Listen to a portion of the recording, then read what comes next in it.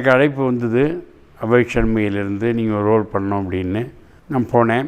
போய் ஒரு நாள் 2 நாள் ஒர்க் பண்ணேன். பார்த்தா காமெடி எக்கச்சக்கமாக இருந்தது. அப்புறம் நான் ஸ்கிரிப்டை வாங்கி பார்த்தா நிறைய சீனில் நான் வரேன். எனக்கு பயம் வந்துடுது, இவ்வளோ பெரிய காமெடி என்னால் பண்ண முடியுமா என்னன்னு தெரியல. நான் உடனே கமல்கிட்ட போய் சொன்னேன், இது இப்போ காமெடி ரொம்ப பெருசாக இருக்கே, என்னால் இவ்வளோ பண்ண முடியுமா, நீங்கள் ஒன்றா யாராவது நல்ல காமெடி ஆர்டிஸ்ட்டாக போட்டுக்குங்களேன் அப்படின்னு சொன்னேன். நமக்கு தேவையில்லாததில் போய் நான் கழுத்து நுழைக்க மாட்டேன், வேண்டானா வேண்டான்ருவேன்.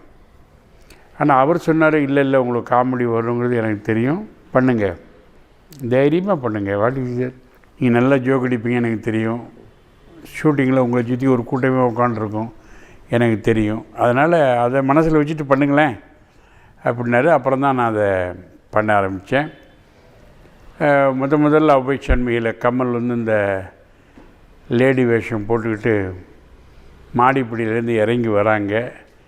நானும் காதல் மன்னன் ஜெமினி கணேசனும் கீழே நின்று அப்படி பார்த்து அப்படியே பிரமிச்சு போயிட்டோம்.